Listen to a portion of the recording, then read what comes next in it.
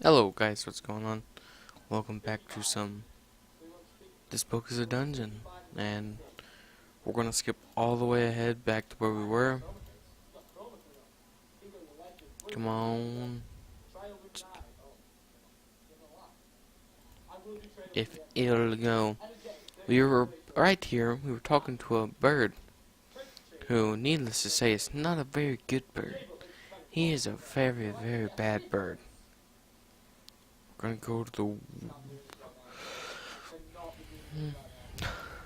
It's been a while since I played this game last. I'm gonna record this playthrough without a,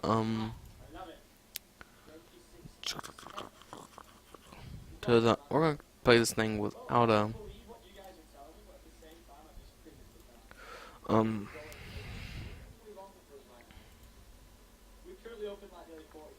webcam. There we go, sorry.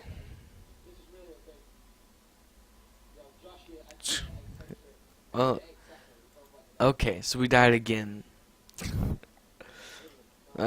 Surroundings. Holding torch, you can see it clearly inscribed in the carved ear. It reads, Chapter 1.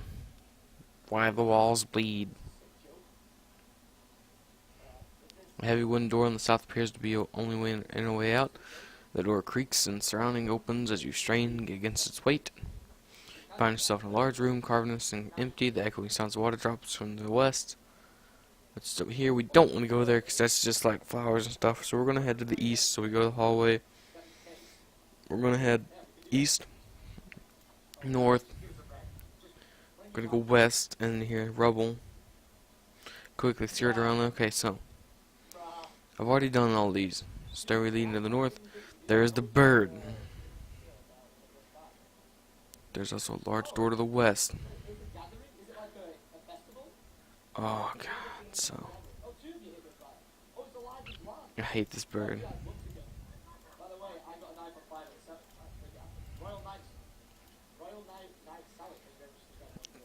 God dang it. So this guy is freaking evil. This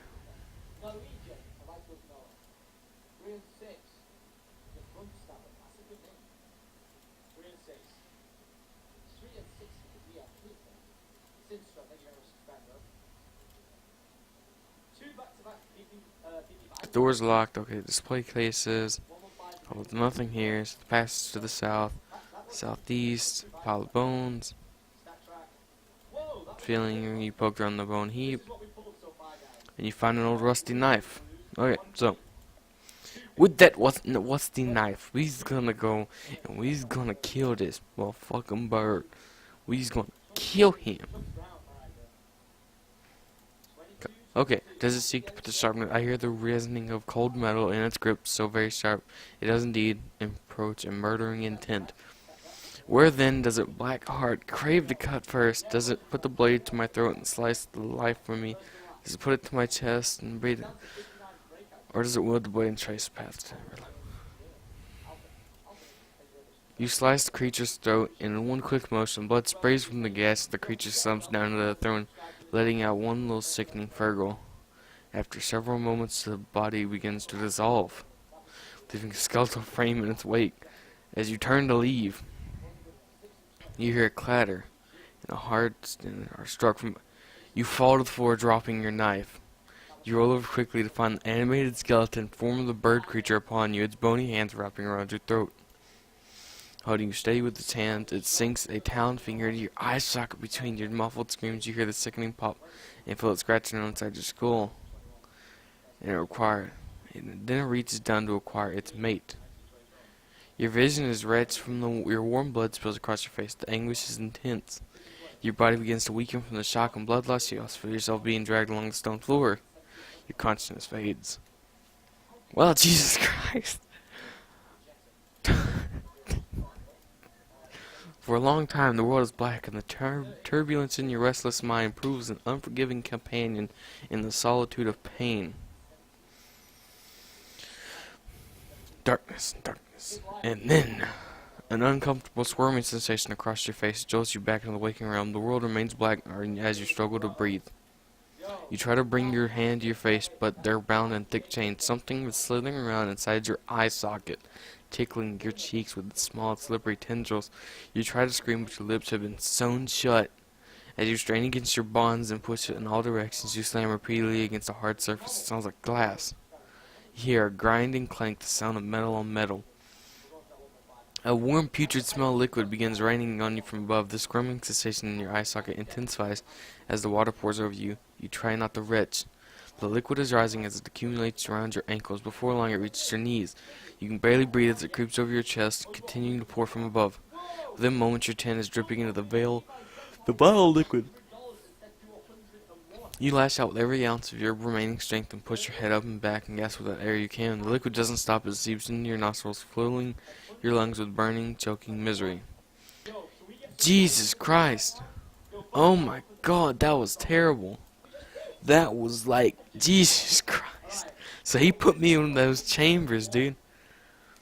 Okay, so you can't kill him, because he just comes back and destroys you. So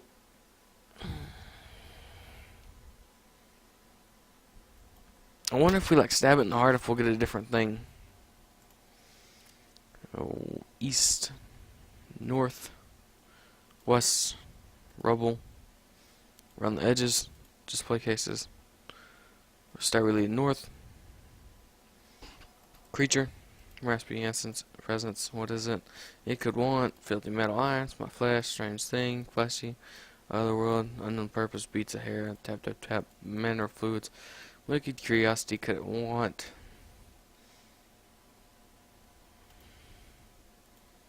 Okay, so we're gonna try being nice to this guy again, which did not work out the way we wanted to last time. So maybe we'd be friends with it, Western. It's a reddest substance.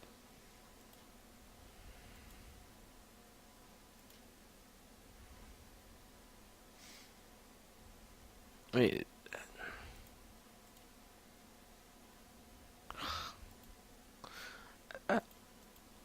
Where's the fruit, man? The fruit.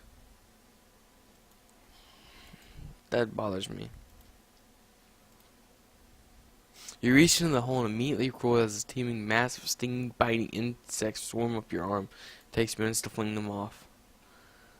Well then, okay, so then we're going east, we're going north. The bones, the two humans, scrap of paper. Already read that in the last episode, pile of bones. You poke around the bone heap, and you find an old rusty knife. Okay.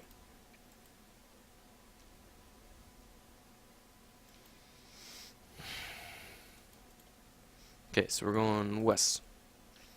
Ornate door. Oh, that's right. Okay, so we're going north. Okay.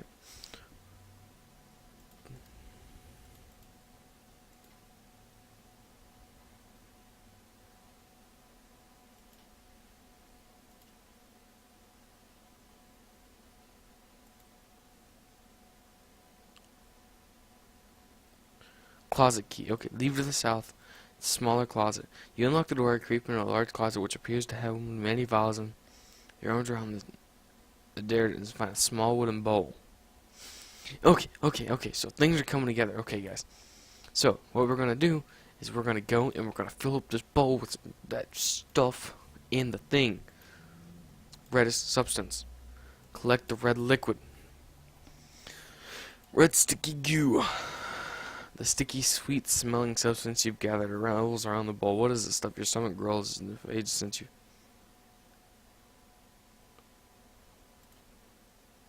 Yeah, we're not touching that stuff. I do not trust that stuff. That stuff looks nasty. No. So, we're gonna go here. We're gonna go west. We're gonna go ornate door. We're gonna go heading north. We're gonna bird creature. We're gonna give you the sweet nectar. I smell that taste my sweetness. Yeah, it's just the sweetness.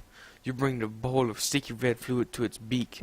The creature takes a sip. A moan of pure ecstasy washes over its face. Then it writhes and convulses with a sickening gurgle as it strains against the chains. The convulsiveness decides. It gives me a little. Oh, I'm gonna die. against the creature. Hurls swallows another gulp with a newfound desperation. This is followed another bout of wriggling more violent than before. The creature looks pale and sickly. Now more. Give me a little more. As you pour the bird, it twitches, jerks its head to sides, and stops moving. After a moment, stillness. And notice a strange. It's a key larger than the first. You grab the key. Try the key. You place the door and it fits. You unlock the door and enter the door. Oh, so we got past the bird. We got past the bird. You step through the doorway and enter into a sprawling cavern. The door slams shut behind you and disappears. Then the floor drops off in a sharp cliff ahead. Though you can't yet see what lies beyond, a dim reddish glow illuminates the cavern wall beyond the precipice. You also hear the roiling gurgles and bubbling sound echoing from the path ahead. As you creep closer to the edge, a thunderous howl reveals up through the cavern. You look down a sickening mass writhing below. The cave floor on the ground is almost entirely covered with a mixture of slime and thick, ropey strands of mucus. A giant worm-like beast is perched on the far side of the cavern, belching blasts of sweet-smelling red substance from the putrid orifice. Its pulsating frame pulls to the opposite side into the cavern. You watch it slowly drain into the hole in the wall, traveling to the deeper reaches of the underground realm. The massive creature indulges and writhers every few seconds, releasing more than noxious fluid. Another howl from the beast echoes through the cavern. It partially blocks the path ahead. You're climbing down. The cliff is steep. It's far to drop. Grasping the lip, you slink over the edge and begin lowering yourself down the roll. It's when your finger slips. The forceful impact knocks the wind out of you and sends you sparse processes and skittering into the floor full of licky. Luckily, the worm creature appears not to have noticed the fumble. That or it doesn't care for the moment. The only way around the great worm is by wading through the pool of liquid. Your first few steps are unpleasant, but you proceed to circumvent the wrath of the worm. The pool deepens as you find yourself up to your chest in the horrible stuff. By this point, it's too late. Enough of the poison substance has seeped through your pores, and your mind aided, you barely notice that the flesh of your smoldering extremities have melted away. Your eyes roll back into your skull, then out of your skull entirely as you read. Jesus Christ. This book's like the hardest thing. I mean, you'd think it'd be easy. God. I mean, you gotta sit through the whole thing. I mean, Jesus Christ. Like, this thing is one hard dungeon, okay? So we go through here. We get the key. Okay, so we're going east. We're going east again. We're going north. We go west. We go rubble. Quick skirt. North, creature. Radiance me. Presence. What is it? What I want. My filthy metal. My flesh. It's a strange thing. Fleshy. Otherworld. On the purpose. Beats its hair. Tap to tap. Matter of fluids. What gives curiosity could it want? Shiny. So we're taking the shiny. Okay, so now we're going to leave to the south. We're going to go into the small closet. We're going to get the bowl. Okay, now we're going to go south, southeast, southern door, west, west, western. Reddish substance, collect the liquid.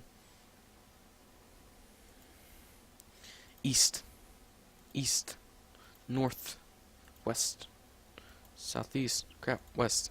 1-8 door, leading north, bird creature, require. So we're gonna delicious sweet nectar, taste of sweetness, just sweetness. So it's crazy. So he likes this stuff. And so we do not go into the green goo.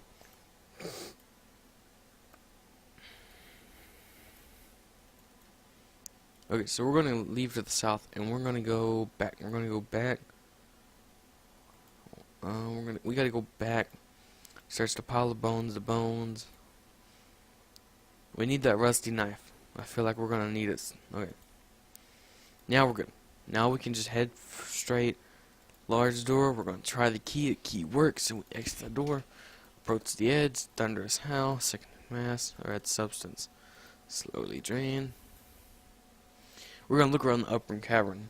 Your eyes scan the nooks and crannies of the upper cavern. The beast howls again, shaking the cavern walls, and knocks loose a few fist-sized stones along the roll. You also notice a narrow ledge you didn't see before. Creep around the side of the cavern. You can't see where it leads. Picking up a stone, you consider hurl stone at the beast, try slinking across the narrow ledge. So we're not climbing down. We're not gonna fight it.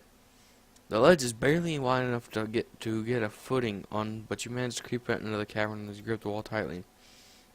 Inch by inch, you move your way across. When you finally risk a glance at the ground far below, you realize that you're right above the worm beast, which is a fragile ledge crumbles beneath your feet, sending you falling downwards towards the grotesque creature and right into its grasping maw.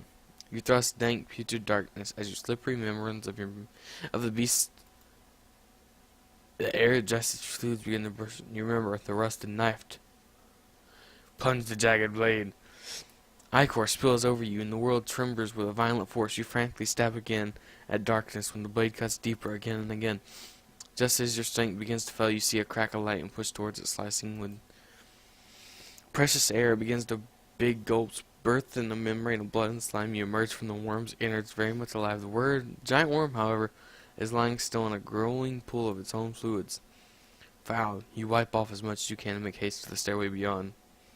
Jesus Christ! As you descend the rough-hewn that draws you deeper into the well-lit chamber ahead. Torches illuminate the entire path of this decade. Series of paintings along paintings? Look at painting 2. It's called The Darkness of Night. You reach out to touch the canvas. At that moment, your fingers make contact with a creeping darkness at the edges of your vision. Your vision is blackened as a vertigo strikes you. When the world stops spinning and you regain consciousness, you find yourself in a dark and shadowy forest. Stumbling into the darkness to find it takes a moment for you to adjust to the moonlight. It's quiet, safe for the drone. 1,000 of crickets rubbing their tiny wings in moss in the distance. There's a large dark shape jutting out of the grass nearby. It appears to be a headstone. You approach it, pulls off the moss from the crumbling face. It is difficult to read the inscription in this light, but with a little eye strain you're able to make it out. It reads, Chapter 3, The Things That Watch from the Darkness. Oh, God. Not far behind you, you hear the snap of a twig and the rustling of bushes. You're in a small clearing of the forest, entry point and exit in the place and time. You notice something new, a torn piece of parchment, as if it were ripped from an old book lying on the ground. You pick up the torn piece of paper and find a particular text, scrawled hastily into the face of glowing yellow ink. What is it that emerges from the bushes? Does it? It does. It does. We're going to go to the north. Whispers are they come from the darkness in your own listenless mind. Shadows bend and sway into the moonlight. A wooded path winds deeper into the forest ahead. You pause for a moment, considering whether the shadows are just shadows or there's something else. You look around, scrutinizing the gaps through the curving deeper and deeper, and the darkness peers deep into you. Perhaps it's best to keep moving. You're going to go north. As you walk around the path, a breeze whips up the cool night air. It blows a small fluttering object into your view, which catches on the low branch of a nearby pine. You approach. There's another scrap of paper. You pluck the notes from the branch and fold it, and it reads. It hesitates for a moment. We can taste the delicious uncertainty. Oh, God. The wooden trail opens into a small clearing centered inside the circular corpse of trees. You find a large tree stump with something resting on it. Plate of berries. No, we're not eating the berries. No. West, east. The cricket's small tricklet of blood winds its way down your arm. You don't remember catching a sharp branch or getting cut. Oh no. Another note. The note reads, it bleeds, set 6 Susan. We cannot resist any longer. We must be cured of its flesh. Oh God. Let's keep going south. Another note. This time it's skewing onto the antlers of a long deer skull sitting not far from the clearing entrance. It will gaze into our eyes. It will look up upon us as the might we know of nature. Stand your ground, look up, avert your eyes. Oh, Oh, you're gonna look up at him. Fearlessly, you stand firm and watch the shadowy clear, determined to keep your front from the mysterious stalkers. Before you can make their fully physical features, you see the striking faint glow of their eyes. You see the haunting orb sweeping towards you. Dead inside star moving closer. You're swept away in the current of those eyes and lost in the darkness, tumulus in the forest. You can't look away, you can't move, can't submit, locked into a gaze. You feel something coil its way up your leg, a ginger touch on your back, around your neck, your arms, entwined fully in the grip of a dead haze of those eyes. And the feasting God dang it. So stupid. Oh. Okay, guys. Well, I gave it another shot, and we've ended back here dead again. At least we got past the bird, but now we got the darkening creatures. I'll see you guys next time.